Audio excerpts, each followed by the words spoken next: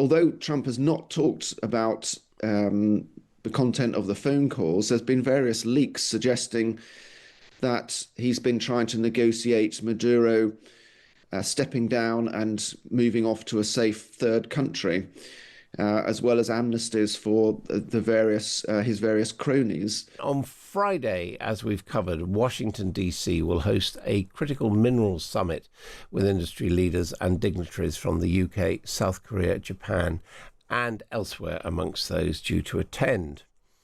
The deterioration of relations between the US and Venezuela will likely continue to make headlines after Donald Trump has faced accusations of war crimes, or rather his Secretary of War, Pete Hegseth, has over the airstrikes on vessels in the Caribbean Sea. So where's this particular dispute going? Let's get an update on what's going on in the US from David Charter, the assistant US editor of The Times. Hello to you. Good morning, Adam, from Washington, D.C. Venezuela, what's going on there? Is the United States going to end up going to war with Venezuela?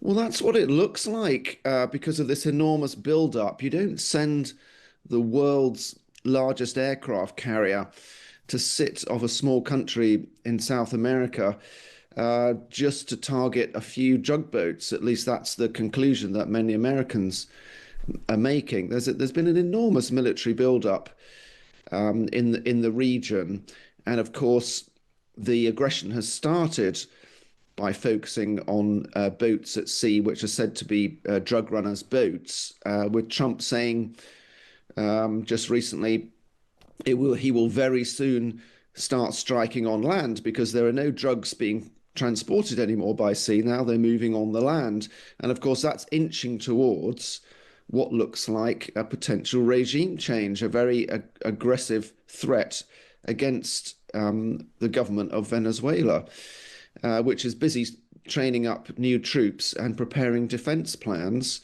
for the country. At the same time, Trump has been holding a dialogue with the Venezuelan president, Nicolas Maduro. He spoke to him on the phone, we think twice in the last couple of weeks. And although Trump has not talked about the content of the phone calls, there's been various leaks suggesting that he's been trying to negotiate Maduro stepping down and moving off to a safe third country, as well as amnesties for the various his various cronies. And so it does look like a full press to try and change the regime, which is extraordinary when you think how Trump came to power on the back of his support base really being over what the Republican Party stood for under neoconservatism, which was changing unfriendly governments around the world. And accusations of war crimes, particularly against Pete Hegseth for ordering or allegedly ordering a second strike against people after their boat had been destroyed. Is there anyone who's going to bring America to book for this? Well, it doesn't look like Donald Trump will, for example. He seems to treat Hegseth a bit like a long-lost son. He sits next to him in the cabinet meeting. We saw that the other day when they went around the cabinet table. Hegseth was seated there on Trump's left. And both men were very unapologetic about the drug strikes. I bumped into the American anti-terrorism chief. He's called Dr. Sebastian Gorka a couple of days ago. And the Trump administration, according to him, were completely unapologetic about this. They've got a full strategy plan, which designates the drug cartels as international terrorists, and have declared that America is at war with them, and therefore the rules of war apply, and as far as simply bombing them and firing missiles at them wherever they find them. What of course is alleged is that the rules of war do not extend to returning for second and third and fourth strikes on a destroyed boat when there are clearly a couple of survivors in the water clinging to the wreckage. And that's what Hegseth is accused of overseeing.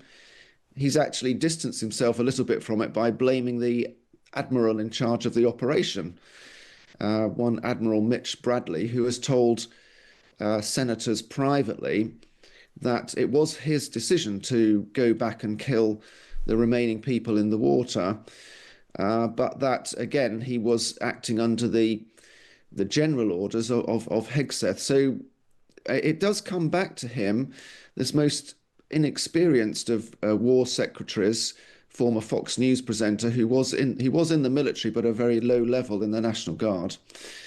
But he does seem, pardon the pun, he does seem rather bulletproof under Trump. Okay, David Charter, thank you very much indeed.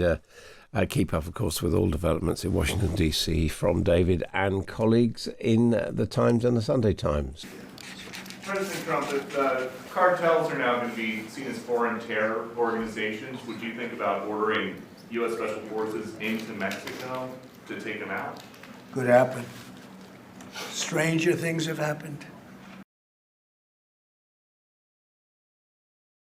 Venezuela's been a very bad actor. They've been, as you know, they've been sending millions of people into our country, many of them Tren de Aragua, some of the worst gangs, some of the worst people anywhere in the world in terms of gangs. And we had some in Washington, D.C. We took care of them very quickly, but they're out of here. They've gone. But Venezuela's been very bad, both in terms of drugs and sending some of the worst criminals anywhere in the world into our country. Would you like to see regime change in Venezuela? Well, we're not talking about that, but we are talking about the fact that you had an election which was a very strange election. Now, what does that mean? That means there's no drugs coming by sea, but they do come by land. And you know what? We're telling the cartels right now, we're going to be stopping them too. When they come by land, we're going to be stopping them the same way we stop the boats. Well, I would say this right away. Stop sending Tren de Aragua into the United States. Stop sending drugs into the United States. We knocked off actually 3 boats, not 2, but you saw 2. And the problem is there are very few boats out in the water. There are not a lot of boats out in the water. I can't imagine why. Not even fishing boats. There's nobody. Nobody wants to go take a fish. So it's one of those things. But I would say to him very strongly, stop sending people from your prisons into our country. Well, we're going to stop drug trafficking, and we've done a lot. There's nobody coming in on the water. That I can tell you. The water is like, there's nobody. There's no drugs coming in on the water, and we'll take a look at what phase 2 is. Made a big difference. But we did another one last night. Now we just can't find any. You know, it's the old story. We're so good at it that there are no boats. In fact, even fishing boats, nobody wants to go into the water anymore. Sorry to tell you that. And a lot of the Venezuelan drugs come in through the sea, so you get to see that. But we're going to stop them by land also. He has offered everything. He's offered everything. You're right. You know why? Because he doesn't want to fuck around with the United States. Reports that you are considering strikes within Venezuela. Is that true? No. That you made a decision on that? No, it's not true. Well, we'll see what happens. I mean, I can't tell you what it is, but we made a lot of progress with Venezuela in terms of stopping drugs from pouring in. We may be having some discussions with Maduro, and we'll see how that turns out. They would like to talk.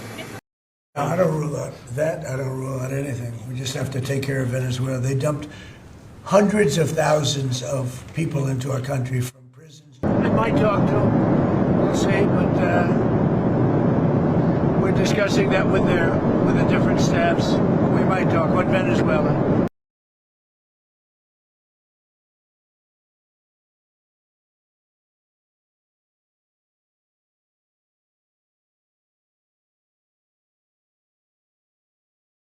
Mr. President, on Venezuela, can you tell us more about why the airspace above Venezuela should be considered closed? Because we consider Venezuela to be not a very friendly country. They sent millions of people, really, and probably a number in excess of that. And a lot of those people shouldn't be in our country, from jails, from gangs, from drug dealers, from all of the people that came into our country, shouldn't have been in our country, causing a lot of problems. Does your warning and drugs. Does your warning mean that an airstrike is imminent, or should we not read it that way? Don't read anything into it. The New York Times reported that you had a phone call with Maduro. Did you? I don't want to comment on it. The answer is yes. And can you tell us a little bit No, about I can't it? do that. Mr. Would you say it went well? I wouldn't say it went well or badly. It was a phone call. Yeah. You've made so. Can you talk a little bit about the strikes and the controversy around Secretary of Defense Pete Hegseth? I don't know anything about it. He said he did not say that, and I believe him 100%. You don't know if there was You're talking about the two men? the second strike to kill the Yeah. two men. No, he said he didn't do it. He said he never said Would that. you be okay with that if he did? He said he didn't do it, so I don't have to make that decision. Mr. You've made so. How many countries roughly? You got to talk up. She said how many countries?